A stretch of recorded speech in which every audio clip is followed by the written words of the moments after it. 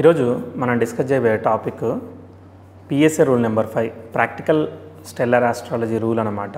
Meena to నాడీ astrological సిస్టంలో ఉంది ఇది. మనం దాదాపు మీనా టు నాడీ ఆస్ట్రాలజికల్ సిస్టమ్ గురించి అన్ని ఫండమెంటల్స్ అన్నీ కూడా చేసాము. అవన్నీ కూడా మనకి ఆర్వీఏ తెలుగు యూట్యూబ్ ఛానల్లో ప్లేలిస్ట్ ఏరియాలో ఉన్నాయి. సింపుల్గా వెళ్ళి మీరు దాన్ని హిట్ చేస్తే అక్కడ లర్న్ మీనా టు నాడీ అని ఆల్రెడీ సపరేట్ ప్లేలిస్ట్ ఉంటుంది. దానిలో అన్ని ఫండమెంటల్స్ ఉన్నాయి. దాంతోపాటు ఒక చార్ట్ని మనము ప్లానెట్ స్ట్రెంత్ ఎలా కనుక్కోవాలి, హౌస్ అనాలిసిస్ ఎలా చేయాలి, దశని ఎలా జడ్జ్ చేసుకోవాలి, దశలో ఇంపార్టెంట్ బుక్తుల్ని ఎలా ఫైండ్ చేసుకోవాలనే దాని గురించి చెప్పి ఈ 40 ప్రిన్సిపల్స్ అన్నిటినీ కూడా వాడి అలానే ఒక బర్త్ చార్ట్ని కూడా ఫుల్గా అనలైజ్ చేసి పెట్టాను. సో దాన్ని చూడండి. అండ్ ఈ 40 ప్రిన్సిపల్స్ కూడా బుక్లో కాకుండా విడివిడిగా మనం వేరే చార్ట్స్ మీద అప్లై చేయడం వల్ల మనకి కాన్ఫిడెన్స్ లెవెల్స్ పెరుగుతాయి. సో దానికోసమే ఈ వీడియోస్ అన్నీ కూడా మళ్ళీ విడివిడిగా చేస్తున్నాను. సో చూడండి, అర్థం కాకపోతే మళ్ళీ కామెంట్ చేయండి, మనం మాట్లాడదాం. ఓకే, సో ఇప్పుడు రూల్ ఏం చెప్పారు దాని గురించి మనం మాట్లాడదాం.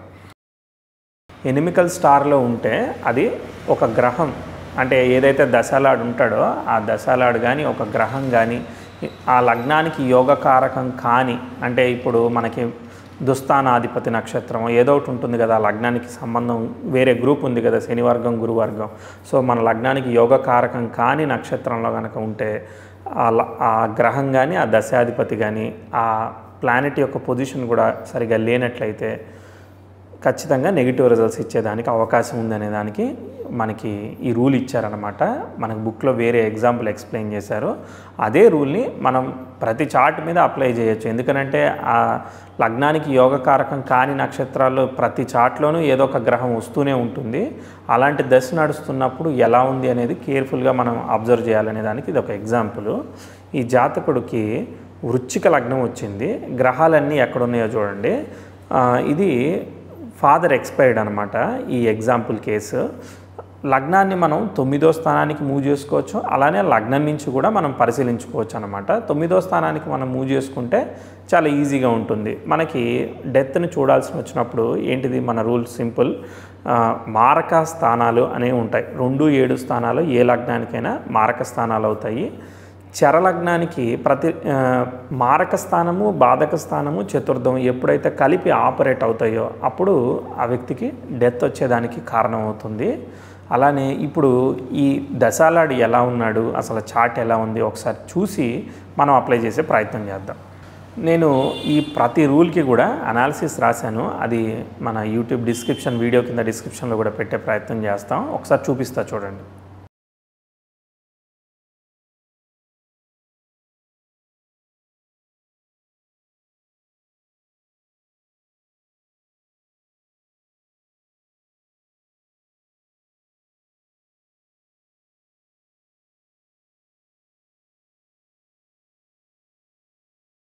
మనకేం చెప్పారంటే రాహుదశ శనిభుక్తి నడుస్తున్నప్పుడు నేటివ్ యొక్క ఫాదరు చనిపోయారని చెప్పడం జరిగింది. ఇప్పుడు చూడండి, వృశ్చిక లగ్నానికి రాహుదశ శనిభుక్తి, శనివత్ రాహు, మళ్ళీ రాహుని చూసినప్పుడు శనిని చూసినప్పుడు రాహుని కూడా డిఫాల్ట్గా మనం అనలైజ్ చేయాలి. సో ఎనీవే రాహుని శనిని మనం రెండింటిని కూడా వెరిఫై చేద్దాం.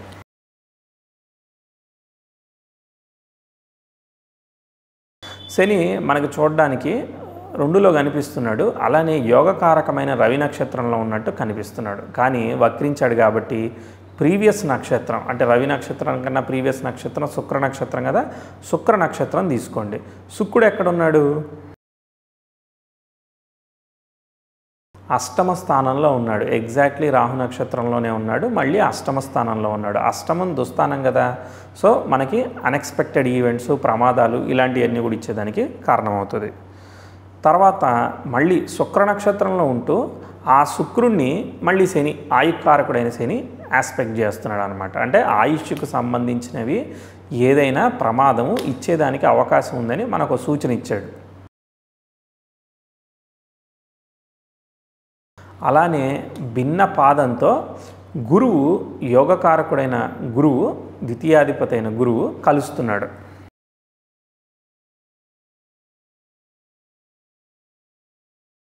గురువు 9వ స్థానంలో మళ్ళీ రవితోనూ కేతుతోనూ కర్మకారకుడు కేతు వచ్చినప్పుడు అబ్స్ట్రకులు, కార్మికు ఇలాంటివి ఇచ్చేదానికి అవకాశం ఉంటుంది. సో 9వ స్థానానికి కూడా ఈ గురువు శుక్రుడితో పాటు, అంటే శుక్రుడికి ఉండే అసోసియేషన్స్ తీసుకోవాలి కదా స్టార్ లార్డ్. సో 9వ స్థానం పితృస్థానాన్ని సూచిస్తుంది. 9వ స్థానంలో మళ్ళీ రవి ఉన్నాడు, పితృకారకుడైన రవి 9లో ఉండకూడదు, ఆ రవి ఉన్నాడు, తర్వాత కేతు కూడా ఉన్నాడు అనమాట. సో ఇవన్నీ కూడా మనకి ఫాదర్కి సంబంధించిన నెగిటివ్ ఈవెంట్స్ ఇచ్చేదానికి అవకాశం ఉన్నాయని చాలా ఈజీగానే ప్రిడిక్షన్ తెలియజేస్తుంది అనమాట.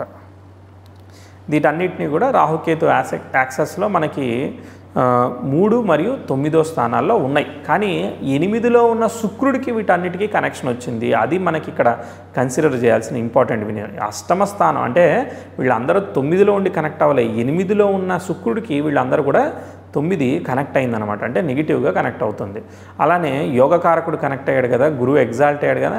ఇప్పుడు లీడ్ చేసేది శుక్రుడు, గురువు కాదు. ఆ విషయం గుర్తుపెట్టుకోవాలన్నమాట. సో ఆయనకు వచ్చే కనెక్షన్స్ ఎలాంటివి వస్తున్నాయి అవన్నీ కూడా నెగిటివ్గానే మనం తీసుకోవాల్సింది ఉంటుందన్నమాట. అష్టమానికి కనెక్ట్ అయ్యి వస్తున్నాయి కాబట్టి అష్టమానికి ఏవేవి యాడ్ అవుతున్నాయో అవన్నిటిని, అంటే 9వ స్థానాన్ని నెగిటివ్ తీసుకోవాలి, కుటుంబ స్థానాన్ని నెగిటివ్ తీసుకోవాలి, పంచమ స్థానాన్ని నెగిటివ్ తీసుకోవాలి, తర్వాత కేతుని నెగిటివ్ తీసుకోవాలి, అవన్నీ కూడా నెగిటివ్గా తీసుకోవాలి. కొంతవరకు ఇస్తూ ఉంటుందన్నమాట. పూర్తి స్థాయిలో మెజారిటీ నెగిటివ్ ఇచ్చేదానికి అవకాశం ఉంటుంది. సో దశానాథుడి యొక్క కనెక్షన్స్ని మనం శనిని అనలైజ్ చేసేసాం, ఆల్రెడీ నెగిటివ్ ఉంది. తర్వాత భుక్తినాథుడిని చూద్దాం.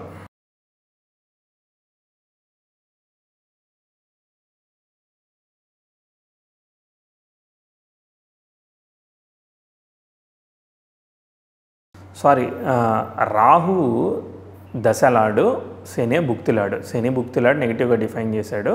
సో రాహుని కూడా వెరిఫై చేద్దాం, మనకి అర్థమవుతుంది. రాహువు చంద్రుడి యొక్క నక్షత్రంలో ఉన్నాడు. చంద్రుడు 9వ స్థానాధిపతి. చంద్రుడు లాభంలో ఉన్నాడు, పొజిషనల్ స్టేటస్ స్వనక్షత్రంలో ఉన్నాడు, 11లో ఉన్నాడు. సో 9, 11 చాలా పాజిటివ్గా మనకి కనిపిస్తూ ఉంటుంది. కానీ చంద్రుడు ఎప్పుడైతే స్వనక్షత్రంలో ఉన్నాడో అప్పుడు మనం రాస్యాధిపతిని పరిశీలించాలి. రాస్యాధిపతి ఏమవుతున్నాడంటే అష్టమాధిపతి, అలానే లాభాధిపతి అవుతున్నాడు. అంటే ఈ లగ్నానికి అష్టమాధిపతి పాపేనా కాదా? సో కాబట్టి అష్టమాధిపతి కొన్ని సందర్భాల్లో ట్విస్ట్ రిజల్ట్ ఇచ్చేదానికి అవకాశం ఉంది. సో రాహు ఇక్కడ ఇండికేషన్ ఇస్తున్నాడు కానీ సీరియస్గా మనకేమి రిజల్ట్స్ని చెప్పట్లేదన్నమాట. సో భుక్తినాథుడైన శని చాలా క్లియర్గా చెప్తున్నాడు. ఇంకోటి ఏంటంటే రాహు కూడా శని యొక్క రాశి అయిన మకరాన్ని ఆక్యుపై చేశాడు అనమాట. ఇప్పుడు ఇదే చార్ట్ని కర్కాటకానికి మూవ్ చేద్దాం, ఎంత క్లియర్గా మనకు కనిపిస్తుందో చూద్దాం.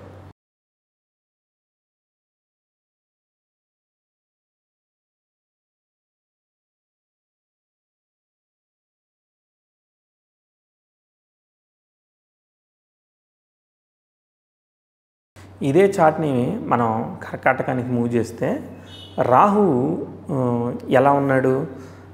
సప్తమంలో ఉన్నాడు. కానీ స్టార్ లార్డ్ని పరిశీలించాలి. రాహు యొక్క స్టార్ లార్డ్ అయిన చంద్రుడు అష్టమం తృతీయ స్థానంలో ఉన్నాడు అనమాట. అది ఒకటి. మళ్ళీ అష్టమాధిపతి అయిన శని చేత చూడబడుతున్నాడు.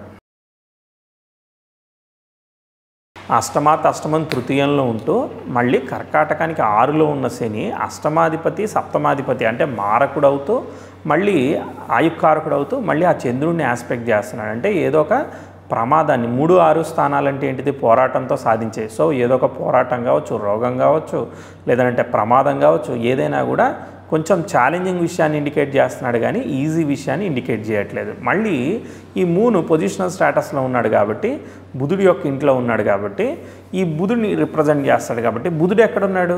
మళ్ళీ మారక స్థానంలో, ద్వితీయ స్థానంలో ఉన్నాడు. తర్వాత నెక్స్ట్ రాహుదశ. అంతే, రాహుదశ అంతకుమించి ఇంకేమీ సిగ్నిఫై చేసేదానికి లేదు. సో జస్ట్ ఇండికేట్ చేస్తుంది. ఇప్పుడు మీరు భుక్తినాథుడైన శనిని పరిశీలించండి. శని ఎవరి నక్షత్రంలో ఉన్నాడు? శుక్రుడి యొక్క నక్షత్రంలో ఉంటూ శుక్రుడిని ఆస్పెక్ట్ చేస్తున్నాడు. సో ఇప్పుడు సప్తమాధిపతి అష్టమాధిపతి అయిన శని బాధకుడిని, అంటే శుక్రుడు బాధకుడు, అంటే స్టార్ లార్డ్ని పరిశీలించాలి కదా. శుక్రుడు బాధకుడు శని చేత చూడబడుతున్నాడు. అంటే శని చూడడం వల్ల కాదు, శని భుక్తినాథుడు అవడం వల్ల కాదు, శని శుక్ర నక్షత్రంలో ఉంటూ శుక్రుడిని ఎవరు చూస్తున్నారనేది మనం చూస్తున్నాం అనమాట. శుక్రుడిని ఈ యొక్క శని సప్తమాధిపతి అయిన వాడు చూస్తున్నాడు. శుక్రుడు ఎవరు? బాధకుడు అనమాట. ఈ యొక్క లగ్నానికి 11th లార్డ్ అవుతున్నాడు కాబట్టి 11th లార్డ్ బాధకుడు, అలానే 4th లార్డ్. ఇప్పుడు మనకు కావాల్సిన ఏంటిది, శని ఈ చంద్రుడిని ఆస్పెక్ట్ చేయడం వల్ల బుధుడికి కనెక్షన్ వచ్చేసింది ఒకటి ద్వితీయ స్థానానికి. ఇంకోటి చూడండి, శుక్రుడికి కూడా భిన్నపాదం ద్వారా జూపిటరు కంజైండ్ అవ్వడం వల్ల ద్వితీయాధిపతి అయిన రవి కూడా ఇక్కడ కనెక్షన్ వచ్చేసింది. జూపిటరు మనం తో కేతువు తర్వాత రవి కలిసి ఉండడం వల్ల ద్వితీయాధిపతి షష్టాధిపతి సంబంధం అంటే రోగం ద్వారా సంబంధం వస్తుందనేది తెలియజేస్తుంది. అలానే మారకుడి ద్వారా అంటే షష్ట అష్టమ స్థానాలు, సప్తమ స్థానము, బాధక స్థానము, చతుర్థ స్థానము, లాభస్థానము ఇవన్నీ కూడా మనకి కలిపి ఆపరేట్ అవుతున్నాయి. అంటే మారక స్థానము, బాధక స్థానము, ముఖ్యంగా ఈ కర్కాటక లగ్నానికి మారక బాధక స్థానాలు రెండు ఆపరేట్ అవుతూ చతుర్థం కూడా ఆపరేట్ అవుతుంది. అప్పుడే అన్నీ కూడా కలిసాయి. అందులోనూ హెల్త్ కాంబినేషన్స్ కూడా ఆపరేట్ అవుతున్నాయి. అంటే ఆరోగ్యం బాగోలేకపోవడం వల్ల మరణించేదానికి అవకాశం ఉందని చెప్పేసి తెలియజేస్తుంది. ఈ విధంగా మనకి ఈ యొక్క గ్రహం వృశ్చిక లగ్నానికి యోగకారక నక్షత్రంలో ఉంటూ రవి 9లో ఉన్నట్టు చూడడానికి కనిపిస్తుంది. కానీ ఇక్కడ వక్రత్వం వల్ల ప్రీవియస్ స్టార్ అయిన శుక్ర నక్షత్రాన్ని కన్సిడర్ చేయడం వల్ల ఈ ఈవెంట్ మనకి కనిపిస్తుంది. అందులోనూ ఆ శుక్రుడు ఈ లగ్నానికి యోగకారకుడు కాదు కాబట్టి దుస్థానంలో ఉన్నాడు కాబట్టి నెగిటివ్ రిజల్ట్ ఇస్తున్నాడని చెప్పి మనం క్లియర్గా అర్థం చేసుకోవచ్చు. ఓకే, ఇక్కడ కారక ప్లానెట్ అయిన రవి, ఆయుకారకుడైన శని ఇవన్నీ కూడా ఇన్వాల్వ్మెంటు మీరు ఇలాంటి డెత్ ఈవెంట్స్లో చూసినప్పుడు ఒకవేళ మదర్ అనుకో మాతృకారకుడైన చంద్రుడు ఇన్వాల్వ్ అవుతుంటాడు అనమాట. అంటే ఇక్కడ చంద్రుడు కూడా చూశాడు కదా అని అంటే ఇక్కడ ఈవెంట్ ఇలా జరిగింది కాబట్టి దానికి మనం కనెక్షన్స్ తీసుకున్నాం అనమాట. ఓకే, సో ఏదైనా కానీ ఛాలెంజెస్ ఉండేదానికి అవకాశం ఉంటుందని క్లియర్గా కనిపిస్తుంది కదా. సో వాళ్ళ అంటే ఒకళ్ళ వల్ల ఒకళ్ళకి జరుగుతుందని ఎప్పుడు ఊహించుకోకండి. మనం ఒక షిప్లో అందరూ కలిసి కూర్చొని ట్రావెల్ చేస్తున్నాం, కార్లో కూర్చొని ట్రావెల్ చేస్తున్నాం. సో రుణానుబంధ రూపేణ అవి అన్ని చార్ట్లో కూడా ఒకే రకంగా సిగ్నిఫై అవుతూ ఉంటాయి అనమాట. దాన్ని మనం అర్థం చేసుకోవాలి. అంతేగాని వీళ్ళ వల్ల వాళ్ళకి జరిగింది, వాళ్ళ వల్ల వీళ్ళకి జరిగింది అనేది ఉండదు. ఓకే, ఎనీవే, సో ఈ రూలు ఏదైతే చెప్పారో రాఘవాచారి గారు మనకి, సో క్లియర్గా అర్థమైందని అనుకుంటున్నాను. సో నెక్స్ట్ వీడియోలో ఇంకో రూల్ గురించి మనం మాట్లాడదాం. మీ డౌట్స్ని కామెంట్ చేయండి. మీ హ్యాపీనెస్ అంతా కూడా లైక్స్ రూపంలో షేర్ చేయండి. అదే లైక్ బటన్ ఇవ్వండి, లైక్ క్లిక్ చేయండి, మనకు అర్థమవుతుంది. అండ్ మీ ఇంట్రెస్ట్ ఏంటిది అనేది నెక్స్ట్ ఛాన్స్ వచ్చినప్పుడు ఒక లైవ్ సెషన్ ద్వారా మనం అన్ని వీడియోస్ గురించి సమగ్రంగా అంటే ఈ మీనా2 ఎపిసోడ్స్ అన్నిటి గురించి కూడా సమగ్రంగా మాట్లాడుతూ లైవ్లో కొన్ని చార్ట్స్ని అనలైజ్ చేస్తూ సరదాగా మాట్లాడుకునే ప్రయత్నం చేద్దాము. అండ్ నెక్స్ట్ వీడియోలో షార్ట్లీ కలిసే ప్రయత్నం చేస్తాం. Thank you so much.